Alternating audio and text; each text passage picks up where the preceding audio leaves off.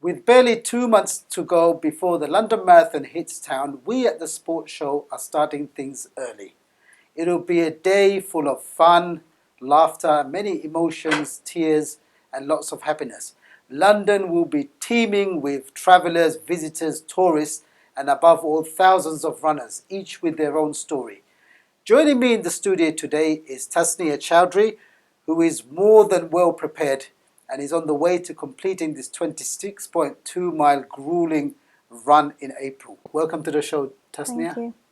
How are your preparations going? Good so far. I've had a few hiccups. Sometimes, not a knee injury, but having to relax the muscles a bit. Sure. Not going because it's my first one. Sometimes I want to do it all in one go. I have to realise that I have to take it slowly sometimes. But it's going well so far. I'm quite pleased. I think the people who know you best Yeah. would find it mildly or pleasantly surprising that you're actually running. Shocking. Or shocking Shocking. even, Yeah. your words, Yeah. that you're actually considering running and preparing Yeah. for the London Marathon. What possessed you to take this? So my brother-in-law, Dr. Shaib Ali, he's done 4 now, and last year he was like, "Oh, come along and you can support me." So me and my sister went last London Marathon, and obviously you see so many different kinds of people running, different ages, different sizes, different backgrounds, and I just thought if they can do the marathon, I can run 5 kilometers. Yes. So I went to the park run with my twin sister, and we would just walk and then run 100 meters and then walk. And I just thought, no, I'm gonna run the full 5K this time, or maybe I can do a 10K. And it's my brother-in-law who said, why don't you do a half marathon? He goes, do you know what? Actually, just do the marathon. If you train now, you can do the marathon. And he believed in me.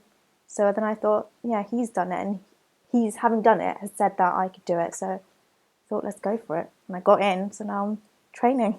And then you applied through the ballot, I suppose? Yeah, I applied through the ballot. I didn't get in, but Right. my brother-in-law said, look, if you're serious about doing it, don't just go through the ballot, go through charities. Okay. And that's where WaterAid comes in. And I Right. really believe in the charity, so I applied through them and I got in. So I'm in. So you're running for WaterAid. Is there any Yeah. particular reason why you picked this charity? So it's a charity I was introduced to when I was about 15, so it's been about 10, 11 years now. Right. And it's just a great charity. I come from obviously Bangladesh, where clean water isn't always available to everyone, and it's upsetting to see people not having clean water. Babies are dying during delivery simply because they don't have clean water. Mothers, whilst pregnant, are walking miles upon miles every day. It's not just a marathon day, to collect clean water, and it's saddening that in the 21st century, why are these people battling for clean water? So I thought, if I'm going to go through this challenge for myself, let's do it and help someone. So I thought WaterAid. Brilliant. As they say, each and every runner has their own journey Yeah. and personal reasons for running. How influential has your brother-in-law been? I mean, he's based at the Royal London Hospital, isn't he? And yeah, How much sort of a Tower support has Hamlets. he been? He's been fantastic. Like, I thought if I said to him, yeah, I'm going to do the marathon, he'll laugh at me. And that's the one thing he didn't do, which is, I think, what has got me going. Because if he laughed at me, I think that would have just shut me down completely. He would have been like, yeah, right. But he didn't. The whole time he's been encouraging me. Even if I got a little bit lazy, he's been harsh when he's needed to be. And he's just been, telling me all these tips, because I don't know any marathon runners apart from him. So he's telling me, shot blocks, what kind of nutrients to eat during the run, Wow. what kind of diet I should have. Obviously, being from a Bengali family, rice and curry is my Staple. yeah. But my mum's brilliant. She's a brilliant cook, and I still live with her, and she makes healthy food for me, and not just for me, for our family. And it's been great. I wouldn't be able to do it without him, and then my mum, obviously, and my sister's support, and my brother. I can't forget my brother. Brilliant. Yeah. On that note, I want to quickly narrate a story. When I used to do my training runs Yeah. in Tower Hamlets, the first thing about my first marathon was I wish I had a mentor like your brother-in-law. Would you believe it? Yeah. The whole preparation for my first marathon was on the treadmill. I didn't do a single road run. Yeah. On the second marathon, I used to do 11-mile run around Tower Hamlets, but I used to stop off at each of the kebab shops. So I used to get free kebabs. Yeah. I became a bit of a celebrity. It was like Rocky. And I used to get free drinks. Even when I didn't have my wallet with me, I used to get freebies. So even though I ran the second and the third ones, I was well out of shape by the end of it. So tell me about your training regime at the moment. What does it involve? How many runs do you do a week? So my weekends are for my long ones, because that's when I have the time. Because I'm a maths teacher and I work in a school, I don't have time during the week. So during the weekend, just either Saturday or Sunday, I'll do a long run, which is, well, right now I'm on 24k, so hopefully I will do 26k next. And then during the week, after school, I will do, if I do 2 runs in the week, I'll have to do a 10k and a 12k. Right. If I can do 3, if I can fit it in, then I'll just do a relaxing 5k just to get the legs moving. But it varies as well. So every week is different in my school, as in work-wise. So every week I'll speak to my brother-in-law and we'll discuss what I'm doing that week.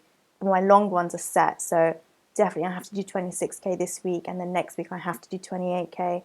And I'll only got up to 32. Yes. Even though I want to do more, Yes. I know I have to stop because you don't want to overdo it. No, you don't want to burn yourself out Exactly, either. yeah. So he's told me, look, no matter what your inside's telling you, 32k, that's it. Even if you just do 30k, don't worry, you'll get through it. So that's my sort of set in stone, the long runs. And then during the week, we sort of play it by ear. And your family been very supportive as well? Yeah, some people, not so much, but I think you'll get that. I think being a female from the culture I come from, you're going to get that. But I think that, if anything, just spurs you on to be like, yeah, I've done it, now what? Absolutely. Yeah.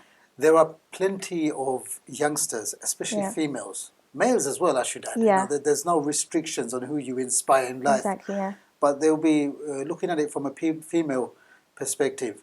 There'll be many young females, and even juniors, and even young women, even veterans as well, who'll be looking at your story and feel very inspired by what you've done. There'll be some who've been contemplating taking steps such as yours. Do you understand the impact that you're having?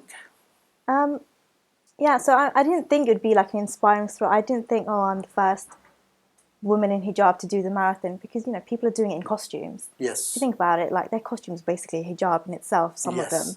That's a good point there. So I just thought, like, am I really an inspiration? If it does inspire someone, great. But there are so many other inspirations around the world as well. So I don't see myself as the only inspiration. But because I suppose I'm a local person, if I'm now inspiring my mother to go and do something, that would be great. If I'm inspiring my neighbours to do something, then great. But the only barrier really is yourself. That's the only thing that was holding me back.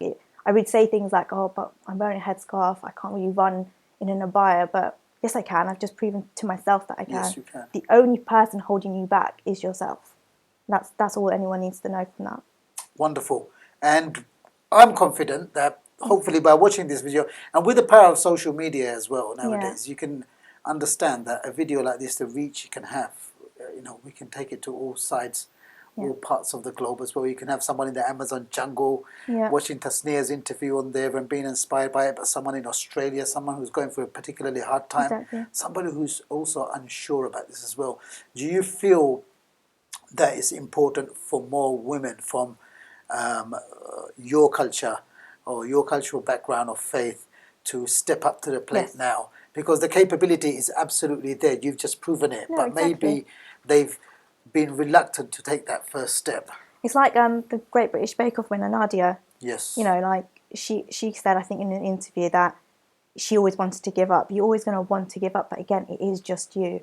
So even if, I'm not saying everyone has to do a marathon, but, just doing a 5K, there's so many park runs that go on every Saturday morning. Yes. Why aren't we doing it? Why aren't more women doing it? I go to the Valentine's Park one in near Essex, and I only saw one lady in a hijab doing it, and I think I saw 3 older Indian ladies doing it. And there's other women, but they're not from the same background as me. Do you know what I mean? Like, they're not inspiring people like my mother. If my mother was to go and watch the Saturday park run, she wouldn't be inspired because there's not more people like herself. And I say to my mum, then you go there, you be the inspiration, you run.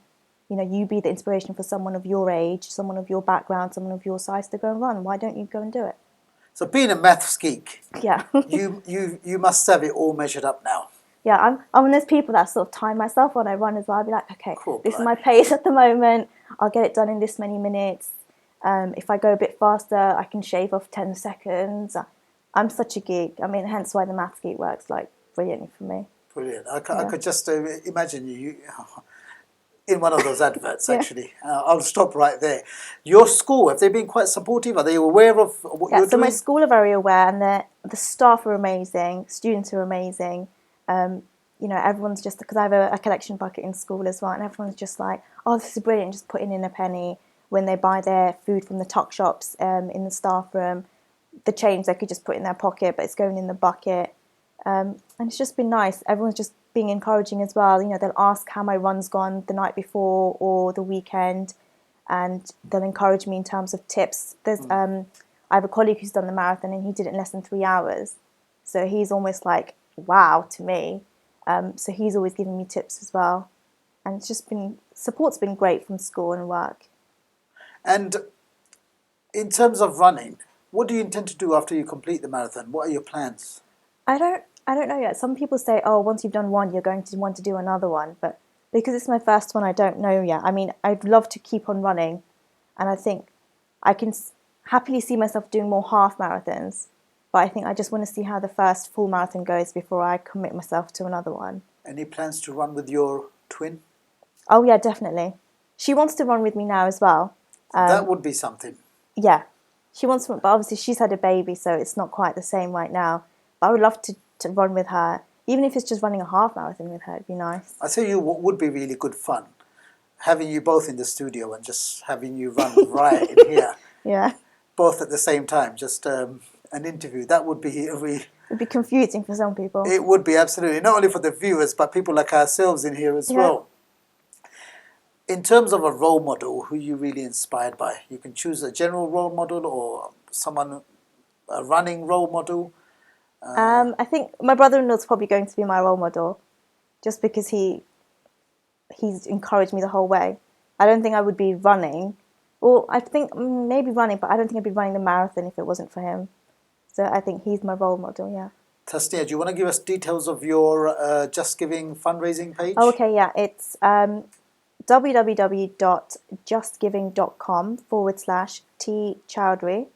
And you just type that in and that will get you straight to the page. It's been wonderful having you on the show. Thank you. Thank you. Tasnia's story is indeed an inspiring one. She will be running the full 26.2 miles in April.